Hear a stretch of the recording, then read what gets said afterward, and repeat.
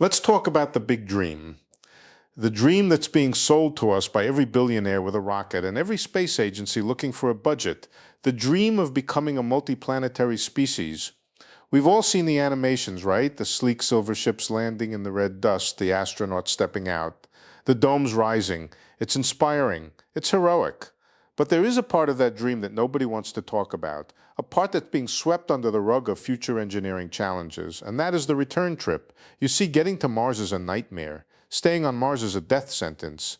But coming back is, well, it's a violation of the fundamental laws of energy conservation. After 50 years of thinking about how the universe works, I've come to a very grim realization. We might be able to send a few brave souls to die on that red rock, but we are never ever bringing them home. And I'm not talking about a lack of money or political will. I'm talking about hard, cold, unforgiving physics. Now, look, I know we've been trained by Hollywood to think that impossible just means we haven't been smart enough yet. We think that if we just throw enough engineers and enough money at a problem, we can solve it. But nature doesn't care about our bank accounts. Nature cares about the rocket equation. This is the Tsiolkovsky equation, the math that governs every single thing we do in space. And the rocket equation is a cruel mistress. It tells us that to move a certain mass, you need a certain amount of fuel. But there's a catch. You also have to move the fuel itself, which means you need more fuel to move the fuel. It's an exponential spiral that eats everything in its path. When you apply that math to a round-trip mission to Mars, the numbers don't just get big, they get absurd. They reach a point where the fuel-to-payload ratio becomes so lopsided that you're essentially trying to launch a mountain to move a pebble. If you want to come back from Mars, you aren't just launching a rocket from Earth, you're launching a rocket that is carrying another rocket, which is carrying the fuel to launch that rocket off the surface of another planet. It's a Russian nesting doll of impossibility. And once you land in that deep gravitational well of Mars, a planet with 38% of Earth's gravity, you realize that the exit fee is more than we can afford to pay. We are stuck in a cosmic trap, and today I'm going to show you exactly how the bars of that trap are built. We're going to look at the energy requirements, the orbital mechanics, and the sheer biological breakdown that makes the return a mathematical fantasy. To really understand why the math is so stacked against us, we have to talk about the gravity well. You see, space isn't just a flat map. It's a series of deep, steep holes in the fabric of space-time. Earth is at the bottom of one. Mars is at the bottom of another. To get from Earth to Mars, you have to climb out of our hole, which takes an enormous amount of energy, and then you fall into the Mars hole. That's the easy part. But to come back, you have to climb out of that Martian hole while you're already exhausted. And this is the kicker.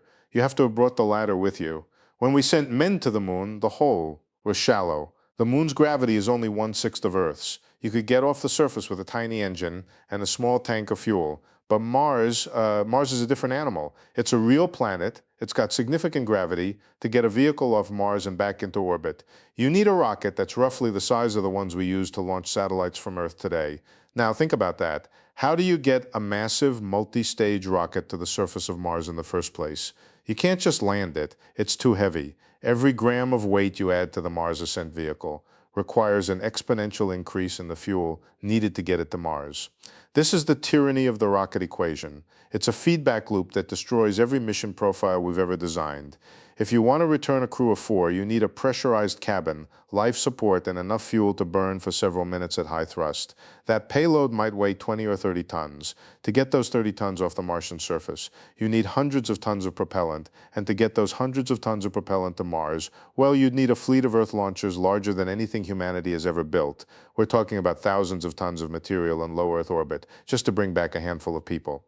It's like trying to build a bridge across the Atlantic by throwing gold bars into the ocean and hoping they pile up high enough to walk on. It's not a matter of better engines. It's a matter of the raw energy density of chemical bonds. Unless we discover a way to teleport matter, which, trust me, the laws of physics aren't going to allow anytime soon, we are fighting a losing battle against the very geometry of the solar system. And then there's the waiting room problem. Even if you somehow manage to land a fully fueled return rocket on the surface, which again is like trying to land a skyscraper on a dartboard, you aren't just turning the key and heading home the next morning. You're at the mercy of the planets. Because Earth and Mars are like two runners on a track, but Earth is in the inside lane and it's moving much faster. You can only jump between them when they are lined up just right. This happens once every 26 months, so your crew isn't just visiting, they are residents. They have to survive on that frozen, irradiated rock for 2 years before the window to come back even opens. Now, 2 years sounds like a long vacation until you realize that Mars is trying to kill you every single second on Earth. We have this beautiful thick atmosphere and a massive magnetic field that acts like a cosmic umbrella, shielding us from the sun's radiation. Mars has basically nothing.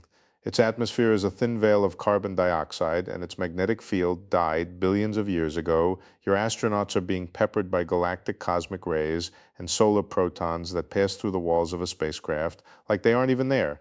By the time that 26-month window opens, your crew's DNA has been shredded, their immune systems are compromised, their bones have lost 10 to 20% of their density because of the low gravity. They aren't explorers anymore, they are patients.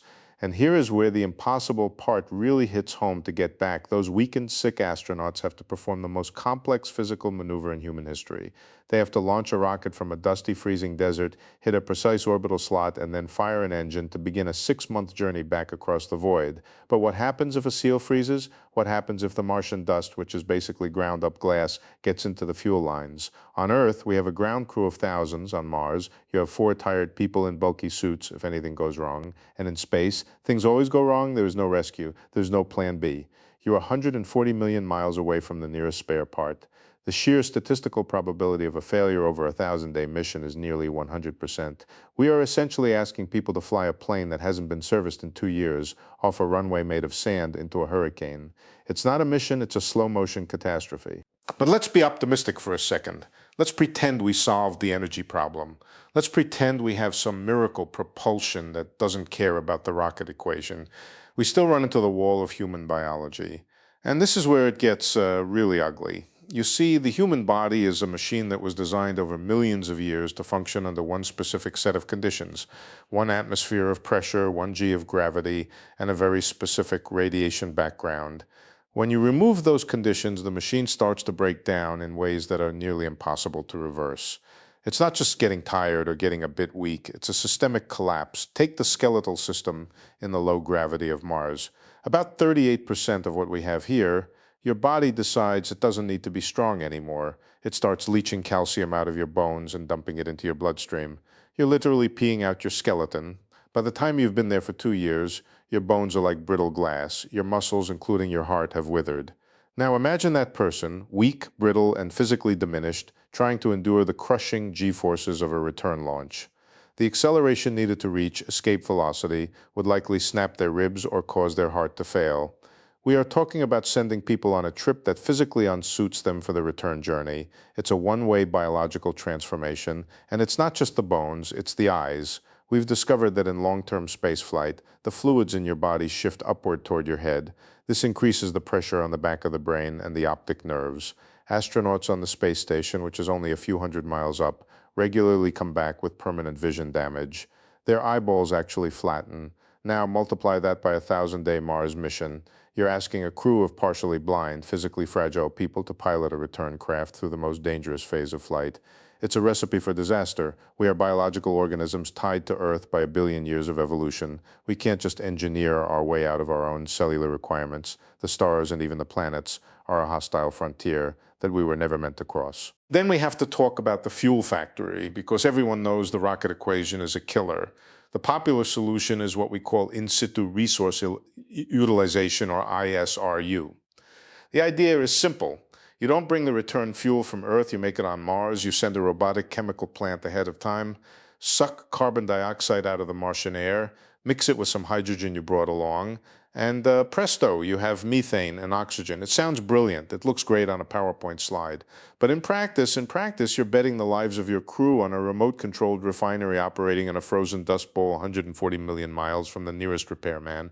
A chemical plant is a living, breathing thing. It has valves that leak, sensors that drift, and filters that clog on Earth. These plants require constant maintenance on Mars. That plant has to sit through global dust storms where the grit is so fine, it behaves like a liquid, penetrating every seal and grinding down every moving part. If that factory underproduces by even 5%, or if the purity of the methane isn't exactly right, your astronauts are stranded. You're asking a crew to land on a planet and trust that a robot they've never touched has successfully manufactured and stored several hundred tons of high explosive propellant in a cryogenic state for 2 years, one stuck valve, and the return becomes a funeral.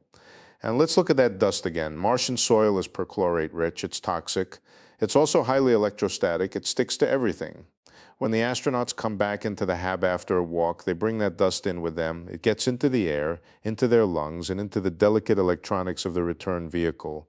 We've seen what happens to hardware on Mars. The Opportunity rover was killed by dust. Now imagine that same dust coating the Ignite sequencers or the navigation sensors of your one and only way home. You're not just fighting gravity, you're fighting a planet that is fundamentally incompatible with precision machinery. The fuel factory isn't the solution, it's just another single point of failure in a mission that already has thousands of them. And even if, and it's a massive if, even if the fuel factory works and the astronauts aren't too sick to fly, you still have to deal with the weight calculation. This is a concept in interstellar physics, but it applies to Mars just as brutally. You see, technology doesn't stand still.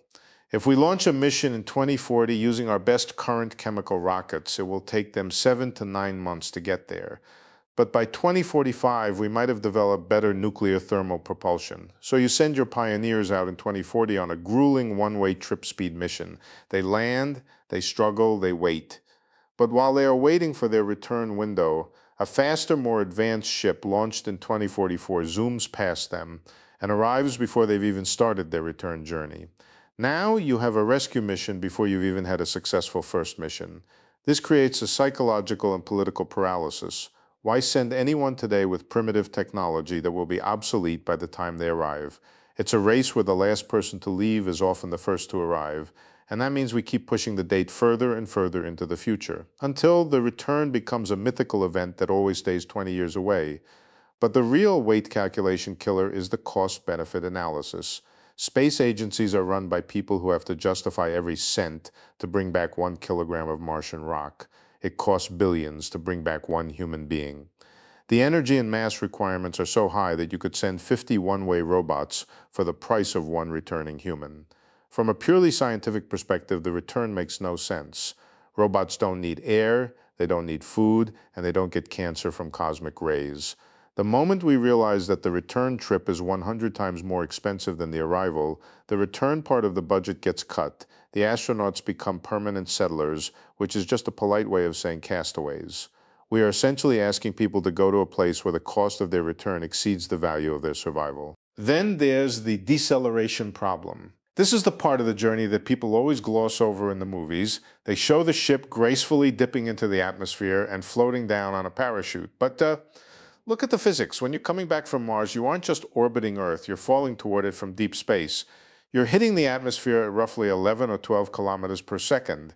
That is over 25,000 miles per hour. At those speeds, the air doesn't behave like a gas anymore. It behaves like a brick wall to survive that. You need a massive heavy heat shield. But remember the rocket equation we talked about. Every kilogram of that heat shield had to be launched from Earth, landed on Mars, launched back off the Martian surface, and carried all the way across the solar system.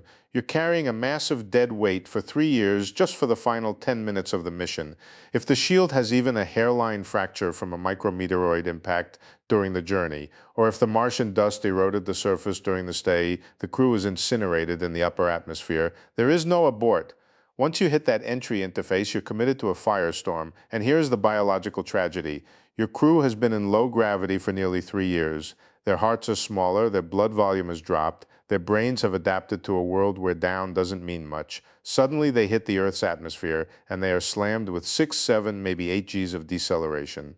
To a healthy athlete, that's a lot to a person who has spent years peeing out their skeleton and losing muscle mass. It's lethal. Their weakened hearts can't pump blood to their flattened eyeballs and their radiation-damaged brains. They would likely black out or worse before they even hit the ground. We are trying to return broken machines to a high-stress environment where they can no longer survive. The very physics of the return journey is designed to kill the person it's supposed to save. And let's be honest about the psychology of the return. We like to imagine a crew of stoic, iron-willed professionals, but we are talking about human beings for nearly 1,000 days. These people will be living in a pressurized tin can no larger than a studio apartment. They are breathing recycled air, drinking recycled urine, and looking out at a horizon that is nothing but a monotonous, rust-colored wasteland on Earth. If you're stressed, you go for a walk, you see a tree, you hear a bird on Mars. If you step outside without a 1,000-step safety protocol, your blood boils and you die in seconds. The mental strain of being millions of miles away from everything you've ever known.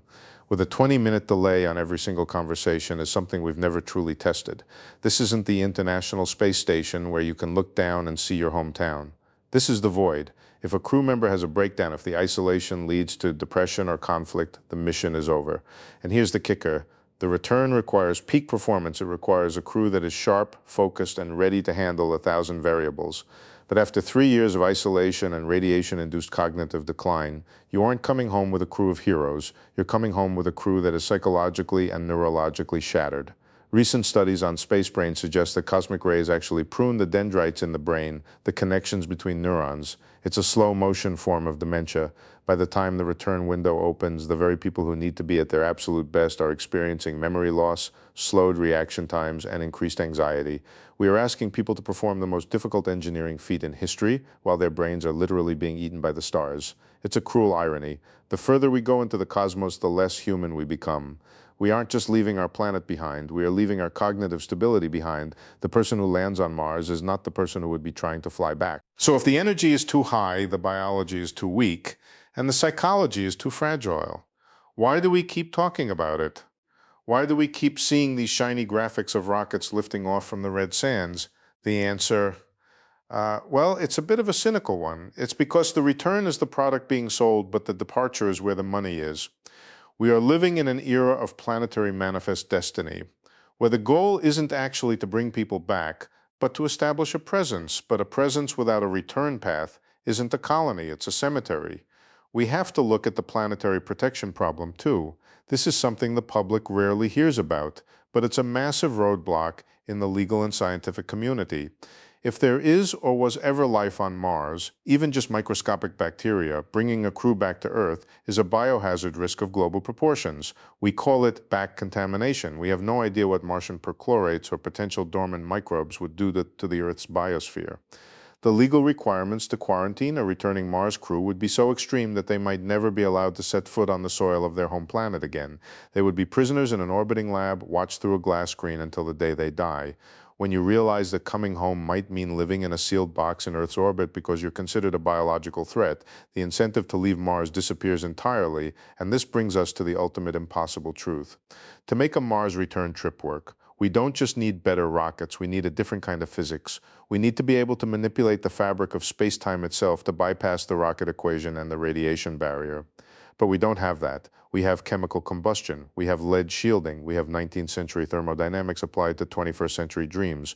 We are trying to sail across a cosmic ocean using a rowboat. The stars are not out of reach because we lack the imagination. They are out of reach because we are made of meat and bone, and the universe is made of cold, hard vacuum and high energy death. We are a local phenomenon, and the more we try to force ourselves into the deep void, the more the universe reminds us of our limits. So, where does this leave the dream? It's a bitter pill to swallow. I know.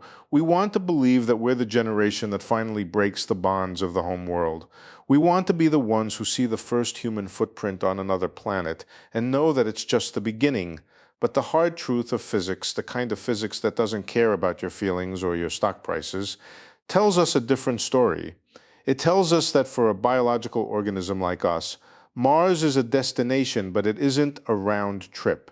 We are explorers by nature, but we're also prisoners of our own biology. Some people say that this kind of talk is defeatist.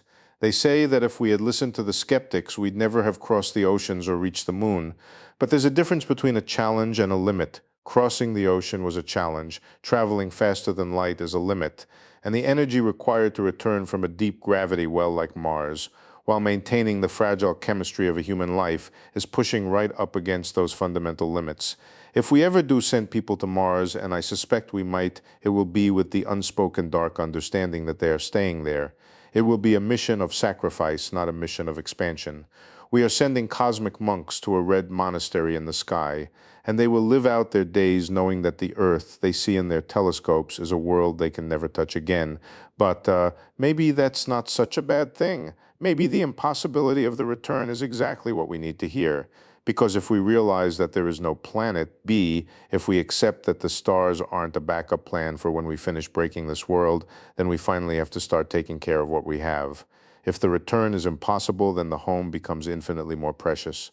The fact that we are stuck here on this beautiful wet green rock isn't a prison sentence. It's a gift. It's a reminder that in a universe of high energy radiation, jagged dust, and deep gravity wells, we found the one place where the math actually works for us. I've spent 50 years looking for the secret of the universe, and I found it in the most unlikely place. The realization that we are exactly where we are supposed to be.